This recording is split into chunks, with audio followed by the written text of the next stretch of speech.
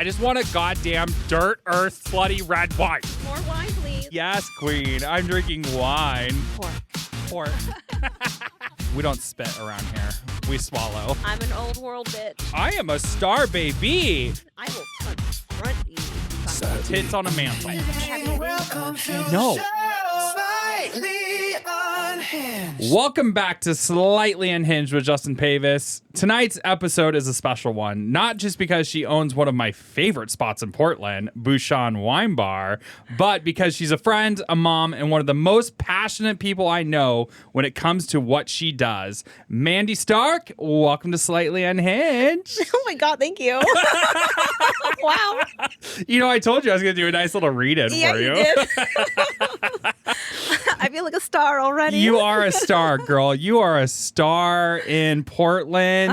I am excited to pick your brain and your knowledge and let the world see how amazing Miss Mandy is. Oh, thank you. I always like to start out with like how we met and like we got to kind of set the scene. Obviously. We got to set the scene for all our viewers and listeners. When we first met, the CMBA Cedar Mill Business Association, and our at the time president was Shannon Jansen. Shannon gets a lot of shout outs in our pod as well. Yes. Shout out Shannon. I had come to a CMBA happy hour, and that was when you were at the Portland Wine Cellar. That's when I met you, and I walked in. I was like, who is this fabulous lady? I need to know her. We've been hanging out ever since. Yeah, we have. Well, I mean, I pegged you right away because Why? Because I'm gay? No, just kidding. No, because I don't have a lot of young, cool people coming into the wine bar very often. Young, cool people. I wouldn't say I'm young, but, you know, I'm cool. Yeah. I was like, oh, someone my age. That's right. We are the same age. We are. Curious, what was your first impression of me when I walked into the cellar? Well, I don't think I pegged you right away. I pegged you as the night was as the evening was going, and I was like, I think he's too cool for me. So No. I didn't. That's why I didn't. I just like kept coming by and talking to Shannon and Joel and trying to be kind to you. So when you came up and joined the wine club, I was like, oh my God. Oh my God. I did. I joined that day. You did. I was like, oh, wine bar, wine club? Why not? Okay, let's go. And I definitely noticed you were the 4-bottler, and I was like, oh, he's committed. I am committed. I mean, I'm sorry, but 2 bottles of wine is just not enough. You need 4. I know. Hello. It's been so fun getting to know you and your family and being a part of the Bushon family and all the great things you're doing. And I love wine. I love you. This is going to be a fun episode. I'm really excited to learn and pick your brain on some wine stuff and pick your brain on some crazy shit that's going on and all the fun stuff. Can't wait. I know, it's going to be so fun. So let's start with wine, though. I do see you brought a bottle of wine, which we're going to drink during this episode. So the more we drink, the more unhinged we become. So Challenge accepted. Challenge accepted. So by the end of this episode, I'll either be on the floor Or we're going to a bar later. Or we're going to a bar later. Yeah. There it is. There it is. So I see you brought a red. What wine did you bring? All right, so here's something that everyone needs to know. Explain it all why I pour some wine. Yes. Justin loves a French slutty red. Oh, I love a French slutty red. So I brought you a French slutty red tonight. It is a Bordeaux, because I know you like your darker reds. This is a right bank, but is surprisingly heavier on the cab. Right banks are typically Merlot heavy, so this one's a little special for that reason. Oh my God, May 1st, thank you. Of course. Thank you. And it is from Chateau Felfas. It's 2017. It is one of my favorite wines in the shop. And I was like, I'm going on to Justin's podcast. I'm treating us. Oh, I feel so special. So here we are. Well, cheers. Yes, I'm so excited. I love a good, dirty, earthy, slutty red. Yeah, you do. This one's got a lot of stone on it. I think you'll enjoy it. I'm very happy with it. And I decanted it already about 2 hours ago. I can taste the decanting. Yes. I probably could have used a couple more, but it's okay. No, my God, it's so good. Yeah, no, that's one thing about me is any time we go anywhere, Danny will be at dinner, and I always am so embarrassed to tell the server, and they're like, what kind of wine do you want? And I'm like, The dirtier, the sluttier it is, the better. And they're like, what? I'm like, I just want a goddamn dirt, earth, slutty red wine. Is it that hard? Come on. Come on. But no, I am all about my dirty reds. I love. So thank you for bringing the wine. I'm excited to share this with you. Where did the interest for wine for you start? Like, why wine? Well, both of my parents are heavy drinkers in the fun way. Okay. I should say that. Like, they're not alcoholics. But I've been going to wineries my whole life since I was like a baby. Yeah. And actually, I have a pretty funny story about my dad introduced me to alcohol because I didn't drink until I was 21. What? Yeah. Oh, I wish I could say that. I know. I feel, but that's because my father scarred me, so Yeah. I didn't. And then I started drinking, and I started with $2 Chuck, of course, because that's what you do. Mm-hmm. And then I started drinking good wine later on. I was like, oh, Yeah. different experience. Yeah.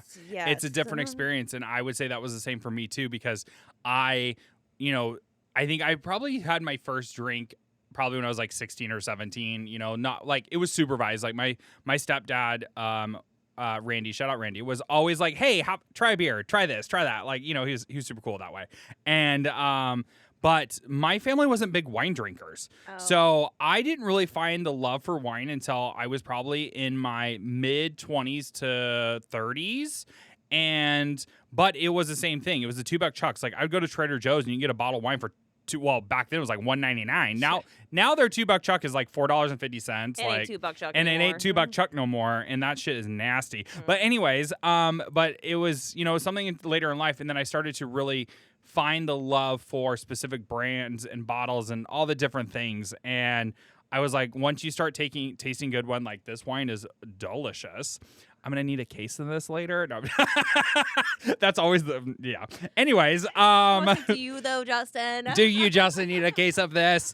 But no, I think that the evolution of the wine scene in my world is insane. Going from what I look back, what I was drinking in college of the $2 Chucks, the flip flops and all of the stuff you see at the very bottom shelf. That's what I was chugging. That's what you're drinking. You go out to the beach and you take a bladder and you do bladder passes. Like you get the Franzia box wine and you're out there bladder passing out on the beach. I mean, that's what you did. But now later in life, having such a knowledge now of good wines, it's worth spending the extra couple bucks, folks, and getting a bottle that's going to be something really delicious. Is there an early on like first sip that just blew your mind between $2 Chuck and maybe some quality? Okay, so I feel it sucks because I feel like every single person in the wine industry has a story. Yeah. And I just don't. Okay. I feel like I just slowly evolved into drinking better and better wine. And that's just how it is. Like, I've met so many people, and they're like, oh my God, I had a sip of Malbec, and I was just like, I got it. And I was like, yeah, I just drank a lot of wine, and eventually I figured out this doesn't give me a headache. This tastes better. That's so true. It's just like a natural progression. I didn't have that ha-ha moment, and it feels like everyone else does, and I feel robbed. I don't know if I ever had an aha moment, though. Okay, so, I mean, definitely don't feel robbed. Ugh. I think that where it came for me, though, was quality. One, you definitely didn't get the hangovers with quality wine. But also, two, I think for me, like, I think it was a social thing, though, too.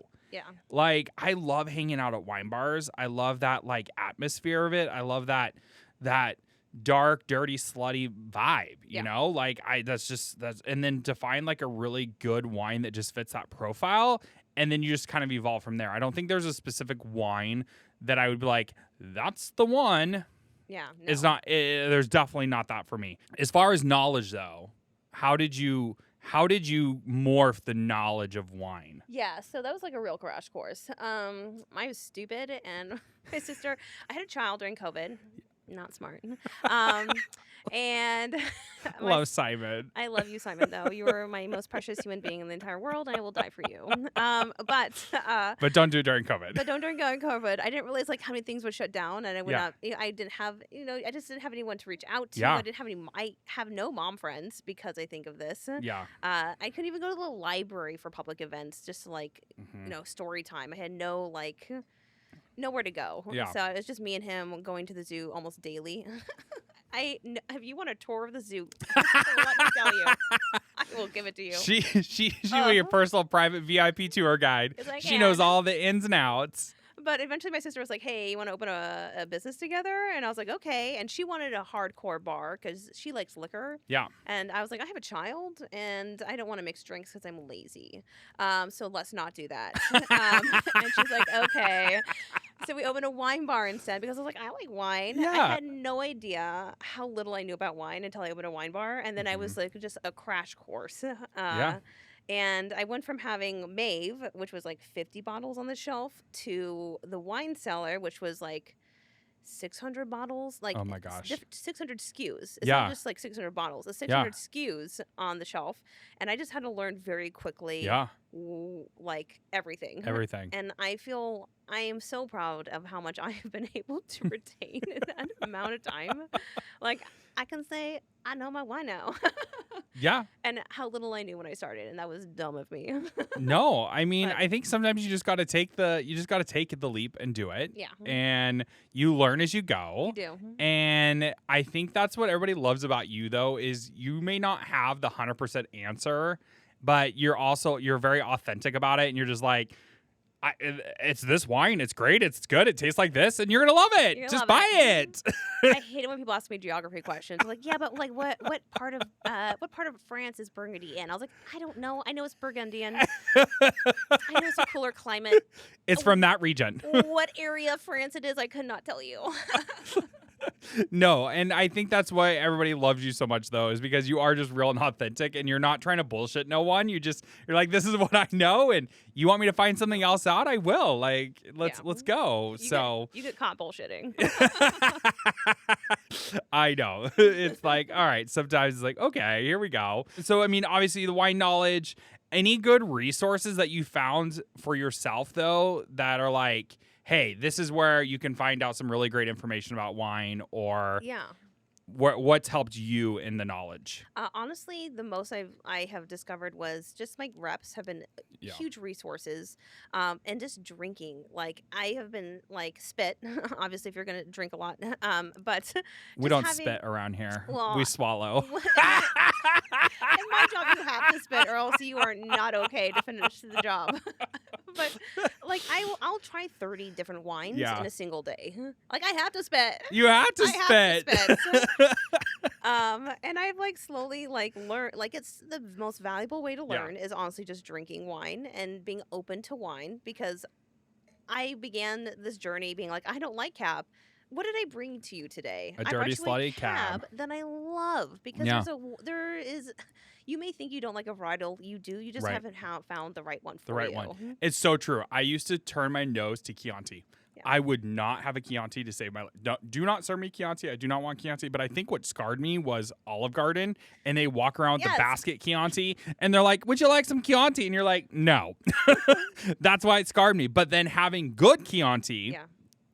Chianti's become one of my favorites now. Yeah. And it's one of those great just table drinking wines. And it's such a great wine to just hang out with. And it's so fun. And then the other one too, crazy to say it, Merlot. Yeah. People shit on Merlot because of Sideways. Yeah. Sideways they pulled out like hundreds of thousands of vines of Merlot and replaced them with Pinot Noir. That movie did such a disservice to Merlot. I feel so bad for Merlot. Poor Merlot. I mean, Bordeaux blends are because of Sideways almost, and Walla Walla. Right. Because they're like, what do we do with this Merlot now? Right. No, and Merlot's one of those ones. I shit on Merlot, and then now I'm like, again, as my wine knowledge expands and my palate changes, I'm actually like a Merlot fan. Yeah. And I was like, oh my God.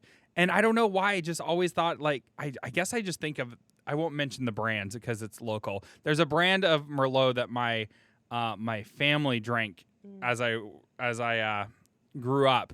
And I think that I'm just scarred because it's a terrible Merlot. There's bad wines everywhere. So I think I just got scarred for that and all of that.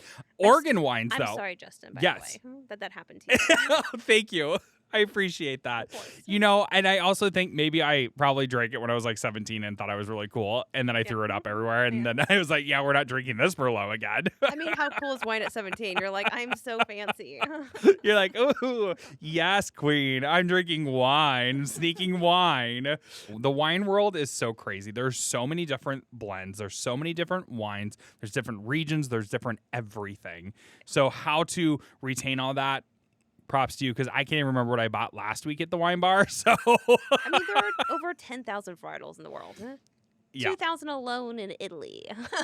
And the Italian wine, though, that's my jam. I love Italian wine. I love a good Italian wine. I'm an old world bitch. Same. I am all about the old world wines. I love them. But to bring it to local, though, what are some Oregon wines people have to try to say they've experienced the best of the region? Okay, so obviously we're Oregon, so we are known for Pinot Noir. Yeah. Pinot Noir is if I was stuck on an island and I could only bring one varietal with me, it would be Pinot Noir. I would not be bringing Pinot Noir. I know you wouldn't. Justin doesn't like Pinot Noir, everyone. There are some good ones. You have gotten me to like some good ones, but I struggle with the Pinot Noir. You do. I do. And it sucks because I have so many Pinots at home. So whenever I come to your house, I'm like, well, I can't bring any of these. So I grab from the shop. Pinot Noir. I know. I love Pinot. So I'm going to recommend some Pinots. Okay, let's do it. That's what we're known for. Yeah. That's honestly what we do best. No, it's true. I mean, even Danny and at our wedding, we had a Pinot Noir. Like, everybody's coming into Portland, for our wedding. We got to have a local wine. And what's the local wine? It's a Pinot Noir. Yeah. Not my jam, but everybody else that has a Pinot Noir loves their Pinot Noir. They do, because it's the best. So what are like 3 top Pinot Noirs that you would say you got to try it, you got to have it? I love Violin. Super small production, single guy just doing his thing. Yeah. And he makes a really good Pinot. He has a violin. His entry level is a Willamette Valley violin. It's $33, at least with me. I don't know anyone else, but $33 with me. At Bushon, it's $33. It's $33. And it is my I'm just gonna go home and drink something. I'm grabbing this bottle because it gives me everything I want. Yeah. It's very earthy, by the way. Oh my gosh, I might have to try this one. You You might be able to. And the funny thing is, the next level up is a fruitier, lighter version, which is typically my style. I still prefer his $33 Willamette Valley. Interesting. I think his entry level is just bangers. Banger. Oh, I love Vincent Wine. Another really small production company.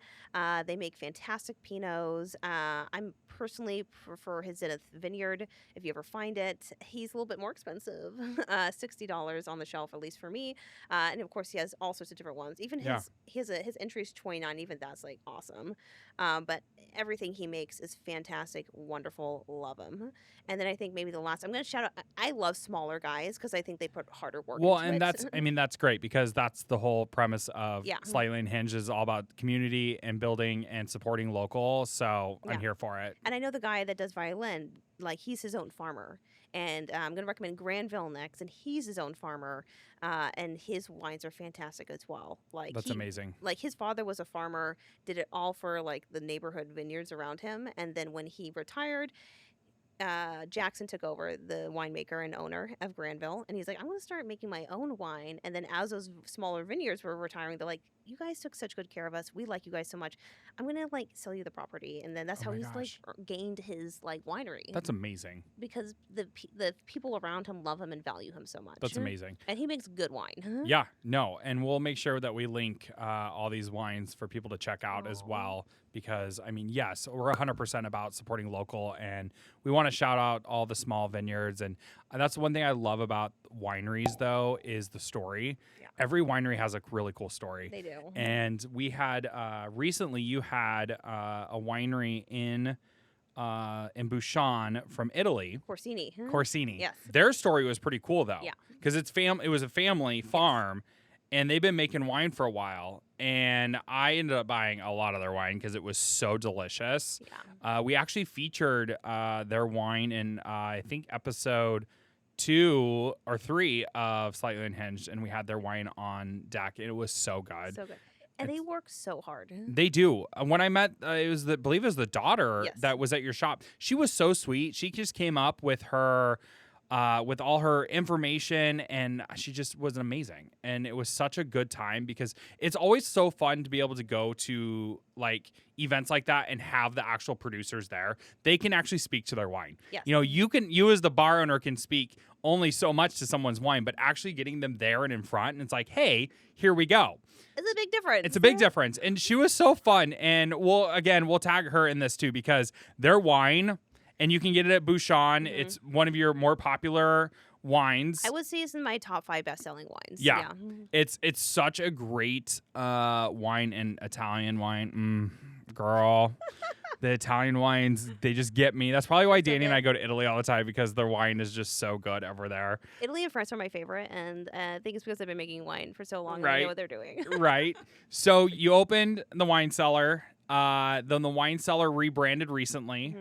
You moved from this massive space into the most cutest, coziest, sexiest wine bar, and did a total rebrand to Bushon. I did. So let's talk about that and the transition from the wine cellar to Bushon. What was the kick behind, like, hey, it's time to move us, let's rebrand, let's regroup, and let's do something different? I hated that space. I just want the world to know this. I hated it so much. Yeah. It was so huge. It was a massive space. There is no way to feel comfortable and cozy in that space. Yeah. I put so much dark paint on that walls attempting to make this happen. Yeah. There is no way. Yeah. So as soon as my lease ran out, I was like, bye. Bye. I know. The wine cellar was, such a large space. But what I feel like the wine bars need is such a cute, cozy, sexy space. Yes.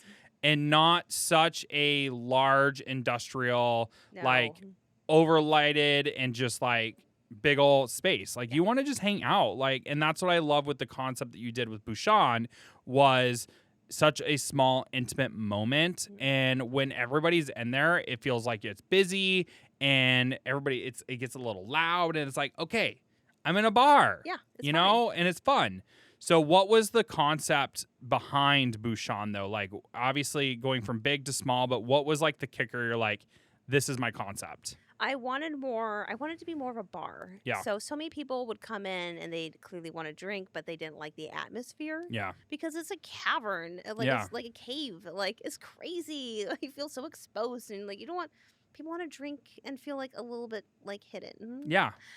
So, and again, I do feel like wine bars should be very small and intimate. And they should be dark. And I just like, God, that place was so big. There's no way to do it. So I wanted to also, margin wise, honestly, bar is where it's at. So it would help me a lot if people drink there. Yeah. So I was like, I'm going to make this a cuter space. I'm going to make this a place where people actually want to drink. And I'm going to still have the wine selection that everyone wants. I lost one cabinet of wine in that move. Wow, that's it? That's it.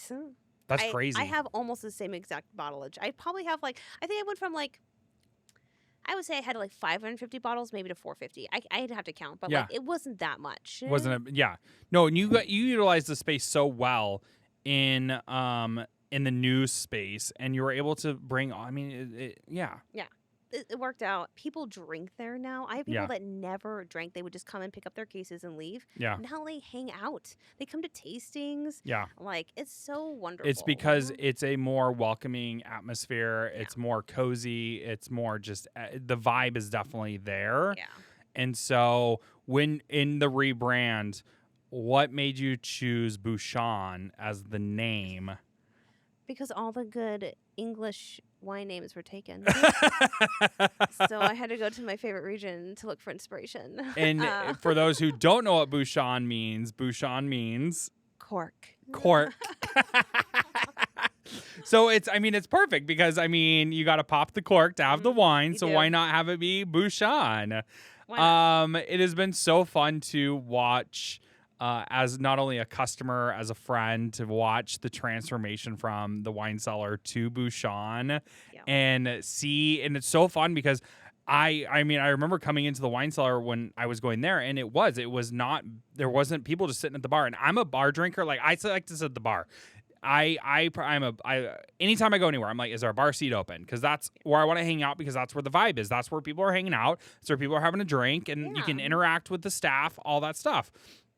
So now that you have an actual full, how many, 15 seats at that bar, something along those lines? Not that many. But okay. There's 10, and we 10. squeeze in there. All right. Well, we're squeezing in at 10. But every time I go in there now, it's like there's people sitting up at the bar. So it's so fun to see that the transition from the wine cellar to Bushon. Hats off to you. Yeah. I'm very proud of you. Bushon has been such a staple. I mean, you think just moving, it's like, it'll be quick. We'll be open next month. It's gonna be a quick thing. I mean, it set you guys back. I mean, you were closed for almost 3 months.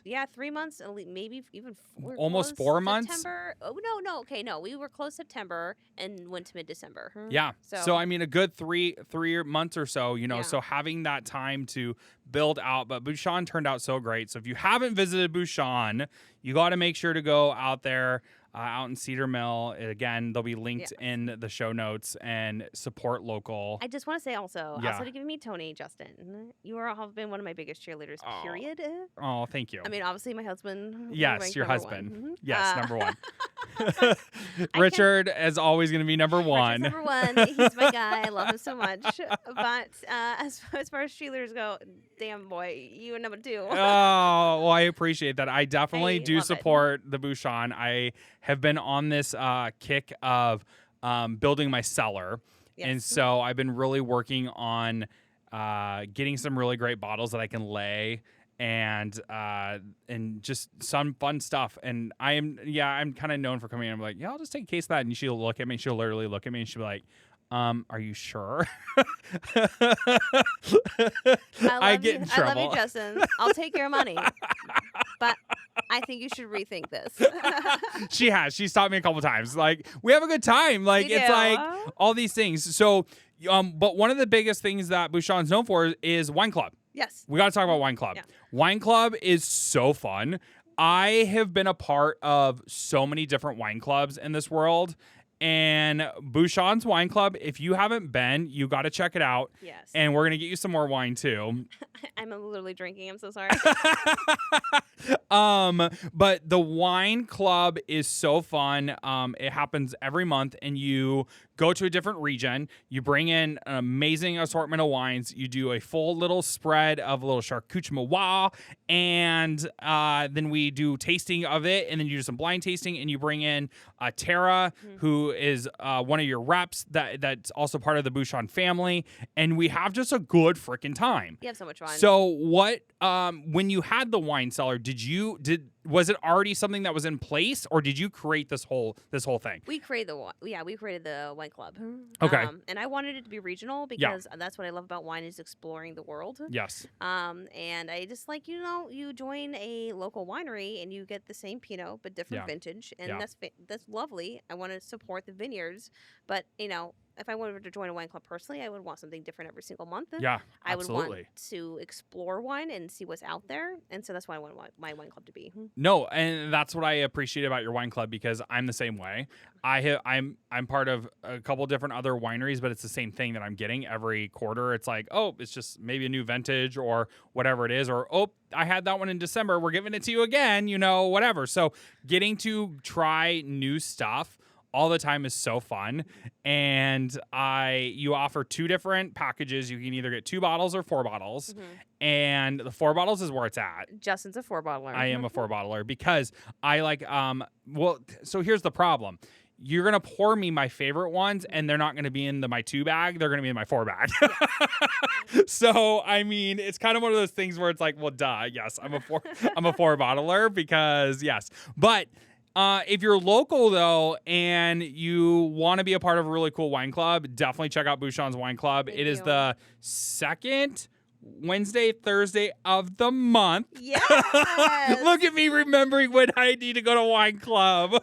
Come on Wednesdays is not as crazy as Thursdays. No, this last Wednesday was crazy. But Wednesday, when I was there, you were all, it was so funny because I'm like, I walk in and I'm like, Brendan, she's like, it's going to be dad. It's going to be dad. It's going to be dad today. It's going to be you guys. That place was fucking packed. Yeah.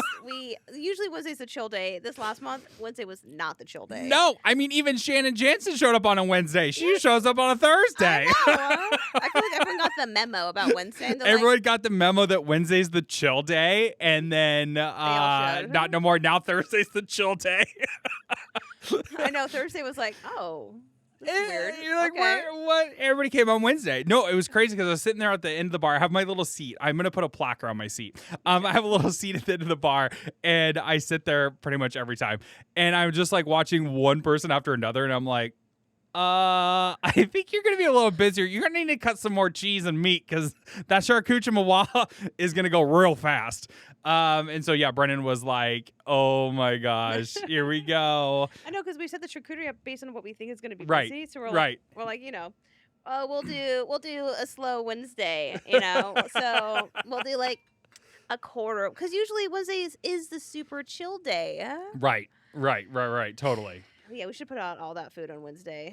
I know, it was so funny. It was I like, love your pour. did you like that? Did you like my little swoosh at the end where It was gorgeous. I'm getting better about this. It's because I watch you pour wine, so I've learned from you that you gotta have a nice little pour, and then you just gotta have a little swish at the end.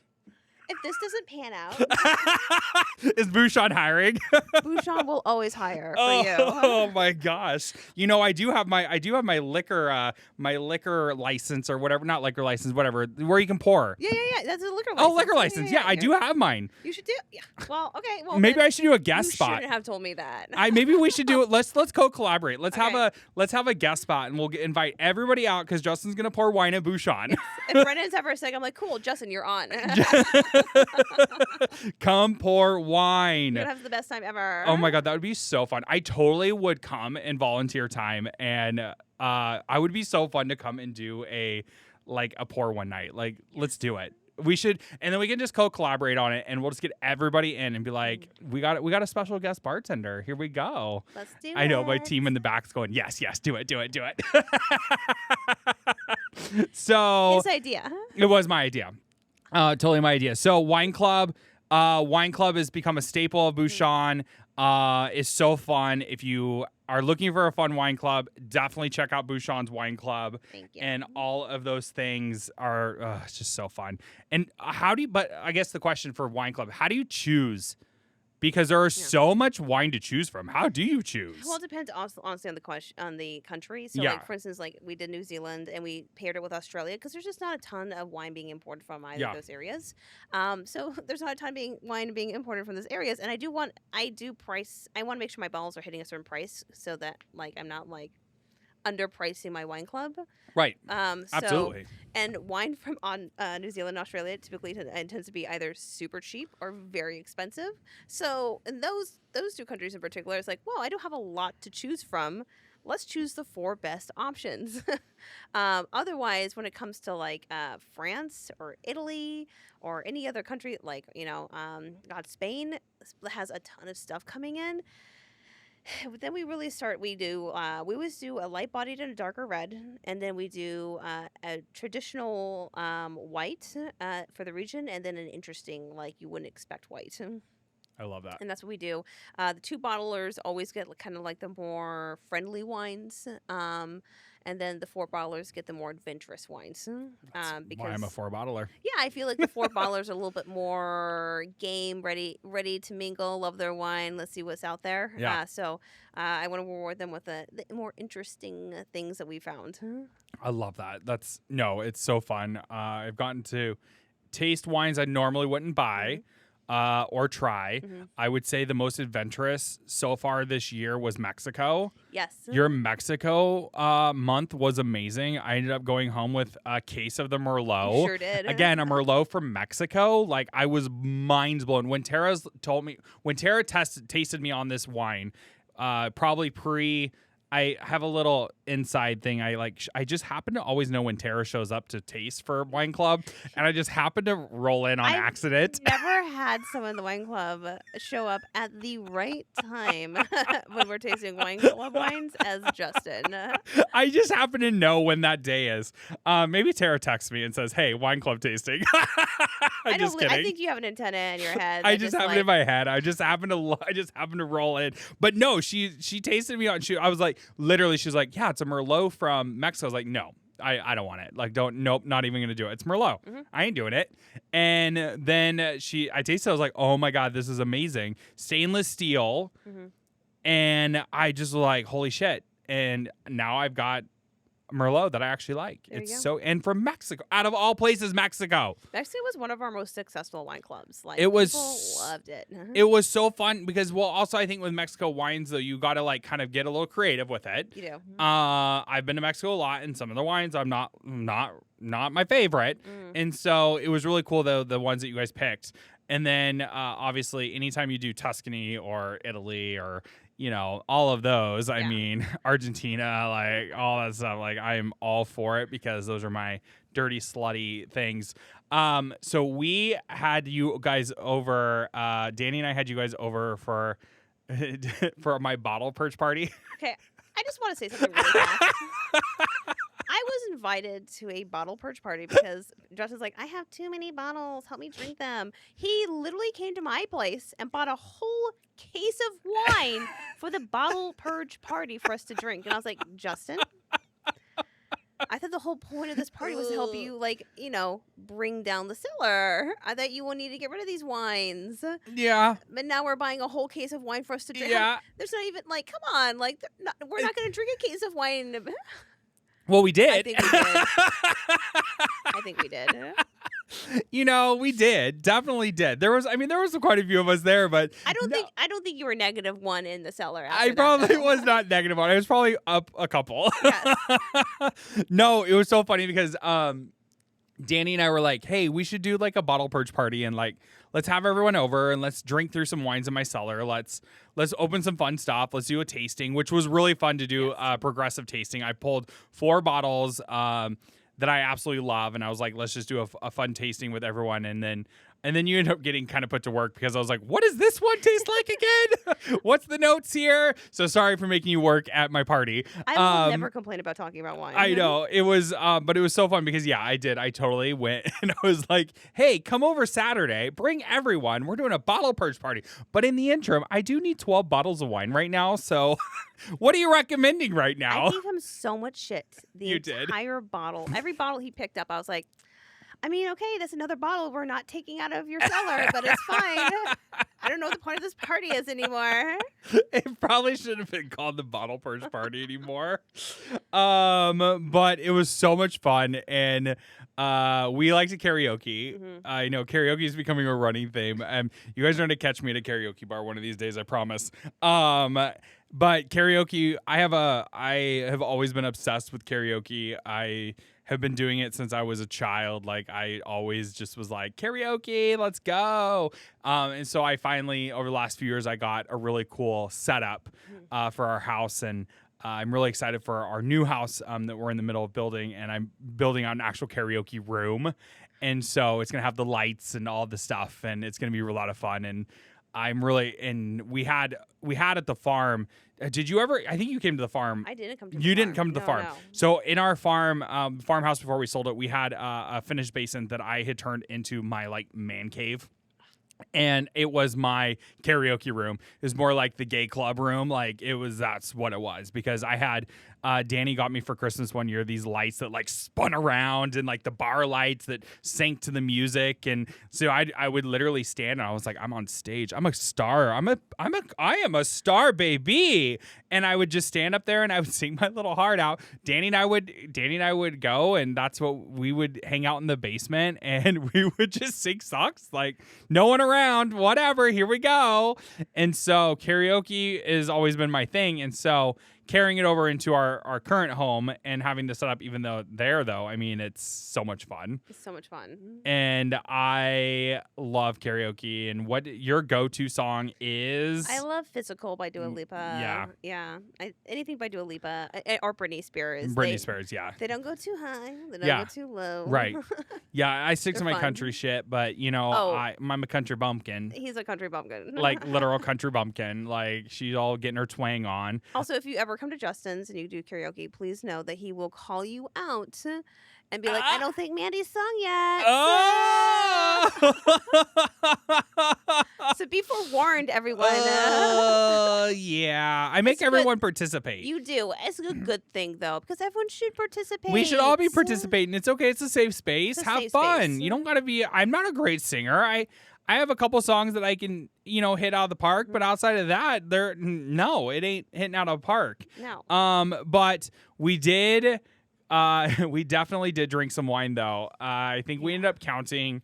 It was definitely well over 12 bottles, but there was a lot. I mean, there was a lot of us. It wasn't just Mandy and I. I mean, there was a good group of us. There weren't enough of us. There was enough of us.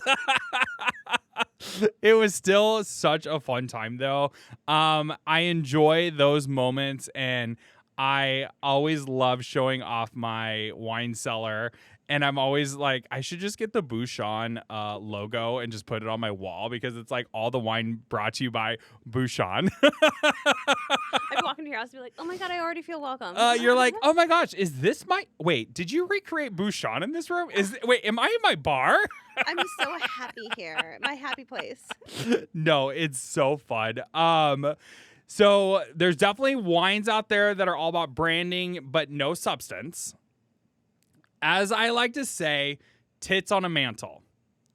Tits on a mantle is my favorite saying around anything. So it's like, how do you spot tits on a mantle? Like, how do you feature, like, what deserves to be on the mantle? Oh, okay. You know what I mean? Like, Like, other than my bins? yeah. Okay. Well, honestly, a lot of it's price. I want you to buy the better things. Right. I put them up. Uh-huh. But other than that, I do try to just have a diversity of things. Yeah. No, Danny and I have this, Danny's gonna be on the podcast here in the next couple episodes, which I'm really stoked about, but he has this note in his phone of random shit that I say that makes absolutely no sense at all, and he keeps track of it, and then the next day he'll be like, you said tits on a mantle last night. I'm like, what? It makes perfect sense. It makes perfect sense. And so I was like, tits on a mantle? And he's like, yeah, because it's the wine that deserves to be on the mantle. Yes. Like, tits on the mantle. Like, what are you going to put your tits on? It's the mantle. It's the mantle. So I was dying because I was writing this episode with Danny last night, and he was like, don't forget to talk about tits on the mantle. And I'm like, you're right, tits on the mantle, because what wine deserves to be on the mantle? Tits. Literally. So I was cracking up when I was writing this, and I was like, oh my God, we got to talk about tits on the mantle, and we got to talk about the good wines that deserve to be on the mantle. Yes. There's ones like, the $2 trucks that don't go on the mantle. Those, we don't want those ones. We want the nice, good ones on the mantle. Yeah. But we were cracking up. So he has this note. And he keeps track of my words. And every time he's like, I put some new words in your notes, and I'm like, what did you put in there today? Okay, so first of all, I just want to say my husband does the same thing to me. I don't know. What is up with our husbands? I don't know. And my defense is, as long as you know what I mean, it's a word. That's me too. Yes. 100%. I'm like, as long as you know what I'm saying, it's okay. Like, okay. I say some of the dumbest shit, and it just rolls out, and I'm like, no, that's the right word. Yeah. Danny, I know what you're talking about. That is the right word. And he's like, that's not a real word. And I said, you know what? In the Justin dictionary, it's a real world. Mm-hmm. So it's real. Yeah. And you knew exactly what I meant when I said it. You knew what I meant. Yes. Right? Yeah. Like, I have some of the most fucked up words in my book. And so, no. And so Danny keeps track of my words. And so we always are like going through. And so tits on a mantle came up when we were writing this episode. And I was just like, I'm dead, because that makes sense. And it's such a perfect one for Mandy and I, because it's like tits on the mantle. Here we go. I'm bringing this home to Richard. You should bring this home to Richard. Richard, yeah. You're just, anytime you pull a bottle, you always have to think of it and rate it and goes, does this bottle deserve to be tits on the mantle? No. No. We're drinking it right now. We're drinking it right now. We're not saving this. But speaking of drinking right now, I totally misspoke on something that you've been doing, and I got fact-checked. And I was like, oh my God, I got to have her on the podcast because she just fact-checked me. And so in episode One, You don't have to do this. it's okay. No, I am all about fact checking. That's why I got Joey in the back. He's running numbers right now, and he's back there typing away, going, yes, no, maybe, that's not right. Yes, you can say that. No, I had the concept kind of right of what you've been doing for Simon, your son, Yes. around wine. But I want you to explain to me again what you're actually doing the right way, because I made it sound like we were having a real party on his 21st birthday and there was going to be all this wine. I mean, we're going to have a lot of wine. We're going to have a lot of wine. But you are doing something kind of cool that I think a lot of parents that like wine and different things that should be doing. Yeah. And so Simon is my little guy, and I He's love him so so cute. much. He's I so love cute. him. Whenever I tell him we're going to Justin's, he's like, so I get to watch TV. Yeah. We put him in the bedroom with the iPad. Here you go. Have fun. See you later.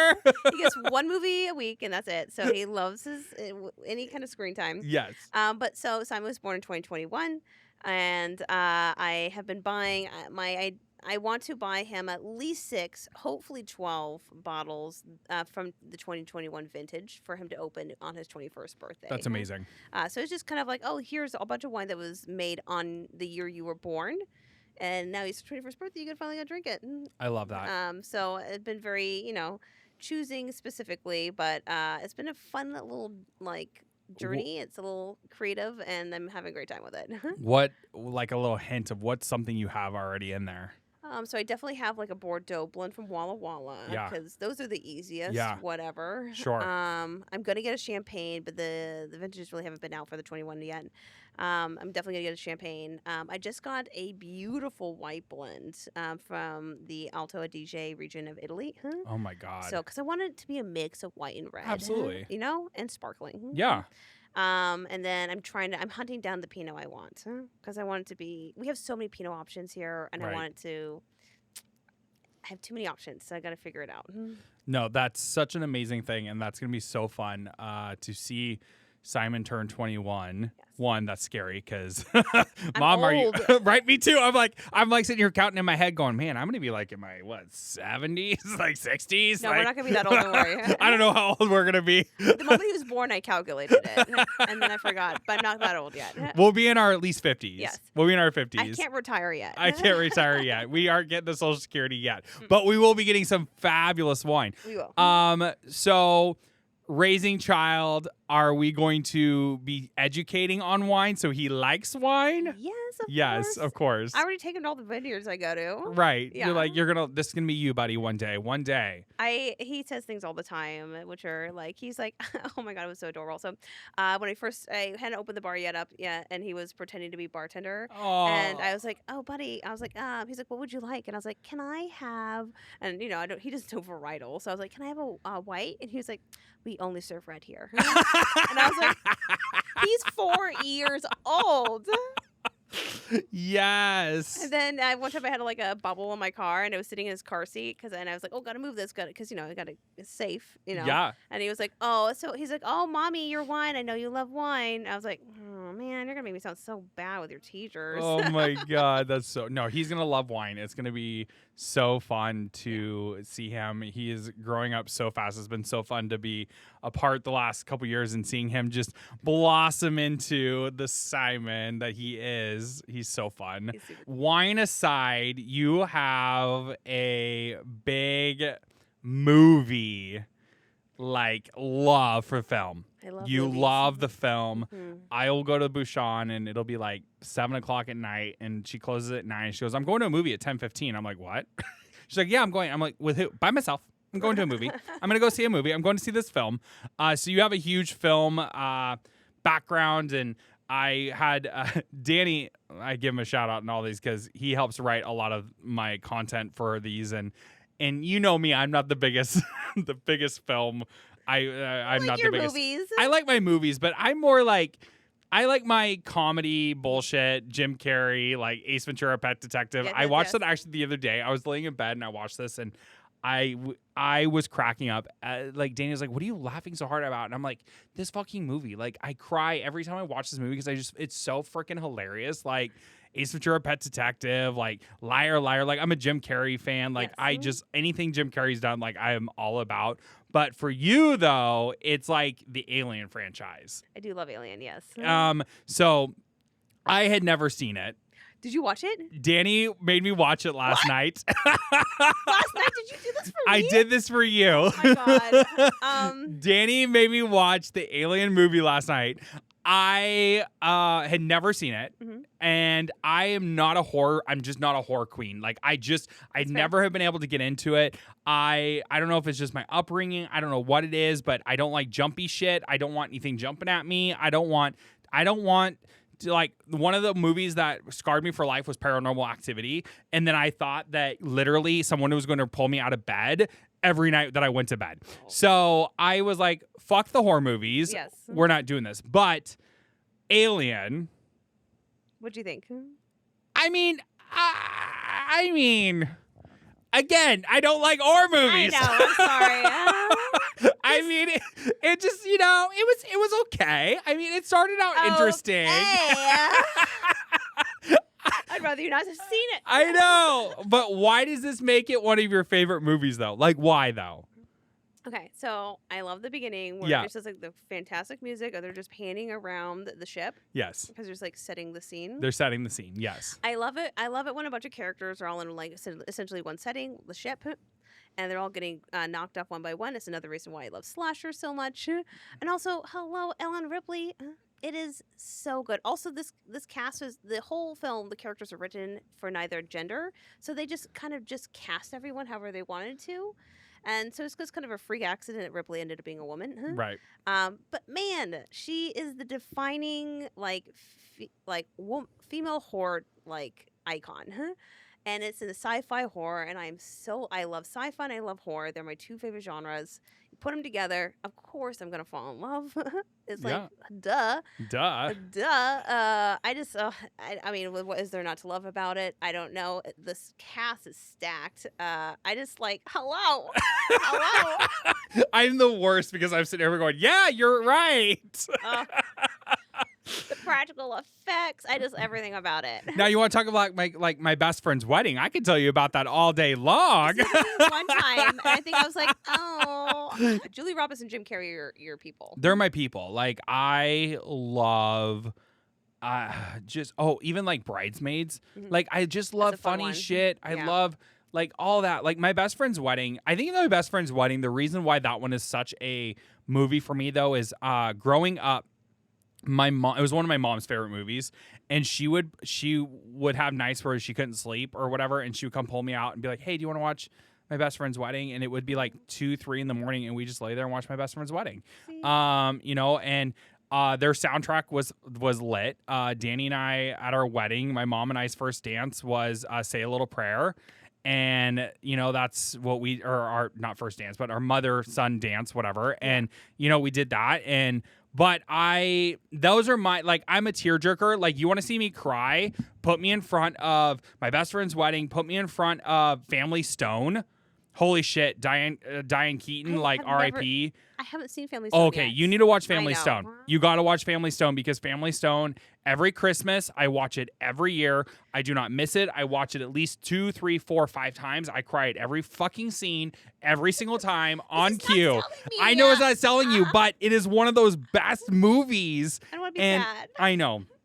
But Danny did want me to ask you though. He goes, wait. What? Does it have a happy ending? No. I thought you were gonna say yes. I was like, then I'll watch it. I mean, it has a beautiful moment at the end, but is it happy? No. I'm in the corner fucking crying, and Danny's like, "Why are you crying?" And I'm like, "This goddamn movie. This is your Christmas movie. This is my Christmas movie." No, literally, I'm like in the corner crying. Now, you want to talk about fun Christmas movies? Like, I am all about Christmas Vacation, Chevy Chase. You gotta, that's like staple Christmas movie. Die Hard. Yeah, right? Yeah. I mean, there's so many great ones, but yeah, no, I always end up for the tear jerkers. But Danny was like, you have to ask this question. He goes, what the hell was going on with Alien 3? Okay, so there's a lot of controversial takes on Alien 3. I personally am one of the people that likes Alien 3, and I know that's a very controversial take. Yeah. But I want to point out that David Fincher went through production hell. It is because David Fincher is the director. Yeah. He hates this movie with a passion. He wishes he never made it. Like, he wants to disown this movie. This is the director of This is the director of Fight Club. This is the director of Social Network. Like, he's got pedigree. His first movie was Alien 3, and the production studios took it over. And there is a big reason why Alien 3 is problematic, and I'm not going to be it's bad. Okay, it's bad. Do I like it? I love it. You love I it. love it. I love religion in my horror movies, and there's a lot of religion in Alien 3. I mean, and I love prisons. Yeah. Alien 3 is set in a prison with a bunch of religious prisoners trying to, like, come to Jesus and getting attacked by an alien. I mean, hello. It's like tailor-made. And Charles Dance is really hot in it. He dies really early, though. Don't get too attached. don't get too attached. It's funny that you say that because literally Danny's notes on this gives us the prison colony breakdown. Yep. And the fact that David Fincher disowns it will never not be funny. Yes. Yes. And you hit on both of those before I Yes. even like. I'm dead. No, I mean, Danny and I are movie people. no, you two. Danny, you guys kiki over movies. Anytime we hang out, you're like, what are we watching? What are we doing? What's all this? Yeah. But you and I have a lot of similarities though when it comes to like TV though. We like a lot of the trash reality TV, RuPaul's Drag Race. We're all about RuPaul's Drag Race. What was your thoughts on this season of Drag Race? How much time do we have? Right? We can break it down. I hate this season. Yeah, so this much. season was a rough one. This season was definitely a rough one. I just want to say, though, it has nothing to do with the queens. No. The queens were amazing. top notch. Absolutely. I love them. Yeah. It was everything. It was production. Yeah, it was. Do you think it's getting to the point where it's too many seasons? No, because that means they end it, and I don't want them to end it. I'm not ready for that, even though I hated last season. Yeah. I don't know which one I hate more because I actually didn't love the queens as much as this season. Sure. But I really didn't like last season a ton. Yeah. But this season, at least I loved up until the episode where Jane Doe gets pushed off, and then I'm like, okay, I'm done. Yeah. I don't know. I hate it when people say lip syncs matter, and I'm like, okay, they do matter unless a queen's been in the top 10 times in a row and has never been in the bottom, and now she's unceremoniously pushed away because she had an okay lip sync, even though she was cinched into a corset. I think that's very unfair, and I also think by saying the lip syncs are always the number one thing that matters, then you're giving it to the lip sync queens. And there are so many different types of queens. Absolutely. Like Jinx Monsoon. Let's not pretend she's the most amazing lip syncer. She would not have won. She's an amazing queen. Yeah. And there's 100%. denying queens because of a lip sync is bullshit. No, I 100% agree. I think that there is a lot of queens out there. You know, we had Nicole on here recently, and she hates the lip sync. You know, it's more about live singing. You know, give her a mic, let her live sing. She'll lip sync, but let's live sing here. Yes. Like this is my talent. I'm not here to yes, you got to lip sync for your life in Drag Race, but I'm here to give you what my talent is, and my talent is to sing live, and my talent is to do this. Like, let me do it. So yeah, this season was a little bit of a rough one for me. I mean, I'm super stoked for any queen that wins Drag Race. You know, it's amazing opportunity for them. I mean, as you know, Jinx Monsoon. I mean, love Jinx. I mean, 2-time winning Drag Race. And a Portland queen. Which is even more amazing. Love it. She's done some amazing stuff, and hopefully one day we'll have her in the pod and have her sitting over here. Can you just tell me when? Yeah, right. I'll just be like a spectator over here. Jinx, if you're listening to this, we watch you. I'll just be like gagging. Gagging. You're sitting in the corner, like, oh my gosh, fangirling. I've seen actually a lot of her stuff. We went to her holiday show together. Yes, we went to the Jinx and Dela show. It's become our Christmas tradition, and it's so much fun. At the Schnitz, you get all dressed up to go to the Schnitz. It's the first time I ever went to the Schnitz. That's the first time? Yeah. Oh my gosh. I was very excited, not only for the Jinx and Dela show, but just like to see what the Schnitz was about. Oh yeah, the Schnitz is the Schnitz. Yeah. Like if you haven't been to the Schnitz, you need to go to the Schnitz. Well, now I've been thanks to you. Yeah, we've been to the Schnitz. You got to wear a ball gown and you got to dress up because you're going to the Schnitz. Yeah. It's such a great space. I love it. This episode of Slightly Unhinged is sponsored by Blake and Alder Property Management, serving the Portland Metro. No hidden fees, just transparent full-service management. Go to blakeandalder.com and take your time back. I want to do a fun little game with you. Oh my God, okay. I know. More wine, please. More wine. This is our favorite little segment in Slightly Unhinged where it's our little rapid fire game. Ooh. So it's like one word answers, just like give it to me. I'm going to ask you a question. You just tell me what's first comes to your mind. And it's a good way for people to get to know you. Red wine or white wine? Red. Red. I'm a seasonal drinker, though. Natural wine. Love it or leave it? Leave it. Love it. Well, No, I love your answer. the way that Portland, I don't love it. Leave it. I agree. the way Portland looks at natural wine, leave it. Leave it. Wine you'll defend forever. Pinot. Yeah. Obviously. Wine trend you're over. Orange. Orange, yeah. I even like some orange wines, but I'm like, come on, guys, we're over it. Like, Yeah, orange is so 2000 and they all whatever. kind of taste the same, too. I hate to say. Orange wine, goodbye. Really? Best wine and food pairing, no thinking. Oh, God. I mean, oysters and dry Riesling. Yeah, look at that. Look at you. See, this is why I should. Favorite comfort movie? Existence by David Cronenberg. I love it. Scariest movie you've ever seen? Ooh, it's been a minute.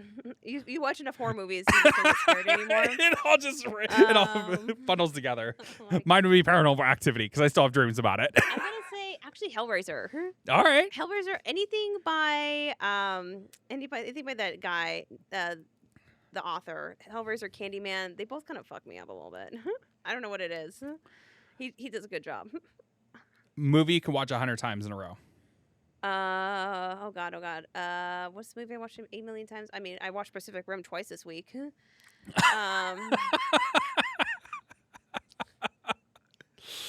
want to know what mine would be? I think Existence again. I love Existence. Then mine would be like Titanic. That's a 4-hour movie. I know. That's one of my also top favorites is Titanic. And what's the other ship sinking one? It starts with a P. Poseidon? Yes. My other so favorite you just one. love sinking ships. No, you know my other favorite movie, and it's again, this is my dark side. Dante's Peak. What? I know. It's one of my most favorite movies. I would choose Dante's Peak over those two. Like I watched Dante's. Titanic is a choice, bro. Like it's like choosing War and Punishment or something like that. Like for your favorite movie. I mean, I don't know. We had Why? because we had Titanic on VHS and it came on 2 VHSs. Oh, I know. I had it as a child. I would look at it all the time. Even when it was on DVD, you had to flip it over. Because it's really long. There's something about Titanic. There's something about Titanic that just gets me. I don't know. That's crazy, man. Maybe it's because Celine Dion has an album in it. I don't know. I don't know. I've kind of fucked up. Something's fucked up in me there. All right. Night in or a packed wine bar? I mean, night in because that's me time. Yeah. Packed wine bar, I'm working my ass off. Of course. Yes. But if I'm in a packed wine bar, I choose wine bar. Yeah. If I'm not working. Oh, 100%. Yeah. 100%. Ideal day off looks like? I get a lot of stuff done. Yeah. Yeah. I love checking things off my list. It's the best. One word that describes Bushon wine bar. Cozy? Yeah. Yeah. Cozy's a good one. Who plays you in a movie? I've been told I look like several people. I don't think I look like any of them. Who would you want to play you? I think Anne Hathaway could do a good job. Shoot, that'd be a fabulous pick. Right? Yeah. That'd be kind of fun. That would be fun. She's very versatile. Yeah. I don't know. But would it be in a horror movie? Yes, of course. She's like, I only ever want a movie made of me as long as it's a slasher horror movie and I get murdered. No, I want to be the final girl. Oh, be the final girl. Okay. Everyone won't see it coming, and then I kill it. Kill it. Go-to snack. Oh, popcorn or cantaloupe? Interesting. Yeah. I love my popcorn, but I wouldn't say I'm a cantaloupe. That wouldn't go to as my go-to snack. It's my Cantaloupe. fruit. It's your fruit. Biggest pet peeve. People that cut in line. Oh my Does God, that the count? Does line that cutters. count? Yes. I hate them. The line I get cutters. crazy when I will I'm a very non-confrontational person. I will confront you if you cut me. Not She's in cool. Costco and you just see Mandy over there just whoa, whoa, whoa, whoa, whoa. I've become a real Karen with cutting. Oh my God, that's hilarious. You are not better than everyone else in the line. Please go back. Every movie, a movie everyone loves but you hate. Ooh, this should be easy. Step Brothers. Step Brothers. I don't get it. Oh my God, the look that Joey just gave you. Sorry, Joey. I'm sorry. Joey was spitting some Step Brother lines earlier as I'm we were sure setting he up.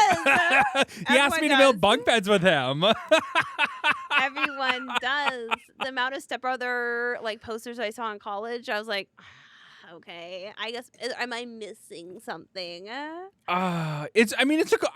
Again, me and my comedy, I thought it was a great movie Yeah. because it's obviously comedy. Comedy is so diverse. Like one of my favorite Will Subjective. Ferrell movies is Old School. Yeah, I do love Old School. I love Old School where they love go Old School. they go naked running down, go streaking. It's Mhm. all about let's go streaking. And they're doing the KY jelly Yes. fucking fighting in the little blow up tube thing. Yes, I even like Talladega Nights. Talladega Nights, Anchorman, all that. I feel like there's Anchorman. I Yeah. feel like there's something about Step Brothers that I just missed it. Step Brothers just didn't land They for didn't you. land for me. It's all right. It's okay. Sometimes it just doesn't land. Sometimes you're wrong, and that's fine. Right. No, that's true. Danny said alien or aliens? Alien. Yeah. Why? It's horror versus action, and Yeah. I choose sci-fi horror. Yeah. I don't know. I'm still struggling to get on this horror train with you. Have you seen Aliens yet? No. I think you. Girl, I barely made it through Alien. I know. I'm so proud of you, and I'm like, thank you for doing that for me. You should watch. I think you'd like Aliens more. You don't have to watch it. I don't think you'll like it any more than Alien, but Right. I think you'll like it a hair more than Alien. Right. If you're not a horror fan. That's true. That's true. Well, I don't know. We'll see. I mean, I'm just going to stick in my lane because, I think my lane is just where it's at. But anyways, well, that was our fun little rapid fire. Thank you for participating in that. This has been so fun having you on the pod. Thank you for having me. Oh my God. I was so nervous. No need to be nervous. We just hang out. We have some wine. We kiki. We talk about life. We talk about business. I mean, I feel like I drink more than wine than anyone else. When I watch your episodes, I always watch how many people are drinking, and I'm like, they're not even drinking. Oh my God, girl, if you actually go back to episode 1 and you just happen to look in the little corner back, you'll see all the empty bottles. Okay, that makes me feel so much better. Maybe it's just like the editing, because I'm like, I haven't seen that wine glass go down at Right. all. I always tell Joey, I'm like, make it look like I'm not drinking wine. Make sure that glass is always full. Oh my God. Oh my gosh. I always like to close my podcast with asking my guests when a time you have been slightly unhinged and a little story time. Okay, again, I hate it when people cut Yeah. in lines, and I may have gone to Buddha Lounge, which, if you don't know, Buddha Lounge is in East Portland, and it is a kids' play area during the day and a nightclub at night. Oh. Yes, it is crazy. Oh. And the parents love it. But they have a zip line, and I took my little guy up to the zip line because he's not even 5. He's a little nervous, never done it before. I was yelling at children to get back in the line. I saw you. No, you cut, sir. You cut. Get back in the line. I felt like I was the Hulver monitor. Oh. I was getting so angry at children and yelling at them because they were cutting the line, and their parents weren't around making sure they weren't cutting the line. Anyway, I felt a little unhinged. I left. I told Simon we couldn't do the zip line anymore because Mommy couldn't handle it. Oh. Because come on, kids. You can't just cut all the nice ones Right. and then jump on the zip line. That's Yeah. not cool. No, you gotta stay in line, And I was kids. the only parent there making sure everyone was staying in line appropriately. And so I had to stop. I got a little unhinged. When you're yelling at someone else's child, you should stop. She got unhinged on someone else's children. I did. I really did. A couple of times. I'm surprised no parent came up to me and fought me. Oh my God, that's amazing. Holy crap. That's hilarious. No, my unhinged moments are out of What's your most unhinged moment? My most unhinged moments are kind of everything and anything, but I agree with cutting line, and it's always Costco that gets me. Costco just fucking pisses me off every time I go in there because the line organization in Costco is out of control, and people are racing and fighting to get first in line. Yeah. And so, no, I get a little unhinged in Costco every time I go. But it's crazy because Costco is still one of my favorite places to go. And so I've got a fucking problem. Moral of the story. You have to meet my friend Peter, because all he does is talk about Costco, and I think you two would get along. I mean, I have to go through every aisle. Yes. Because they change out the inventory of stuff every time. But I did recently find, total segue side note, I did recently find, and we'll put this in the show notes because shout out to PDX Deals. It is like returned or overstock Costco items in a warehouse in North Portland. What? Yes. I recently discovered PDX Deals on Instagram, and Danny and I went for the first time last weekend. We've gone 2 weekends in a row now because their inventory is always changing, and you can get stuff that you would buy at Costco for like half the price. Okay. It's absolutely insane.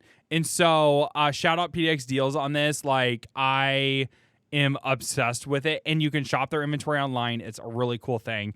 I just did a commercial for PDX Deals. There it is. I love it. I'm going. But no, I mean, literally, I'm obsessed. And Danny and I have been going now 2 weekends in a row. And he even just last night was like, did you look at their website? Did they get any new inventory? You know? Oh, they have a website you can even yes. check? Yeah. Oh, my God. And you can reserve, like, I think you can buy it and reserve it and all the things. Like, I couldn't believe the stuff we got. Like, we just went over the weekend and we bought, so we have a boat, a ski boat, and they have these like fenders, like, you know, the little buoy things you put on the side of the boat so you don't hit the dock, all that. But they have these like more high tech ones that are really heavy duty rubber that really are just, I don't know how to explain it either which way. For a 2-pack of them on anywhere, it's like $189 for a 2-pack of these heavy duty bumpers. $55 for a 2-pack at PDX Deals. She bought 3. I can't wait to go shopping at PDX Deals. At PDX Deals. Like, literally, like, anyways, so there's some really cool overstock stuff. Go to pdxdeals.com and you're my gonna God. get it. Anyways, but thank you again for being on the pod. Thank you for having I me. appreciate you so much. I am so excited to see Bushon flourish, all your ventures flourish. If you liked this episode, make sure you like, subscribe, comment. Bushon will be featured in the show notes. Definitely check them out, and all the other amazing small wineries and everything that we talked about, we'll make sure we tag. That's a wrap on this episode of Slightly Unhinged. If you made it to this, if you made it this far, you're officially one of us. So don't forget to subscribe, leave a review, and share this with someone who needs a little more real talk in their life. Next episode drops every Friday. I'm Justin Pavis, and until next time, stay bold, stay real, and stay slightly unhinged. Turn it up, don't miss a thing. Welcome to the show.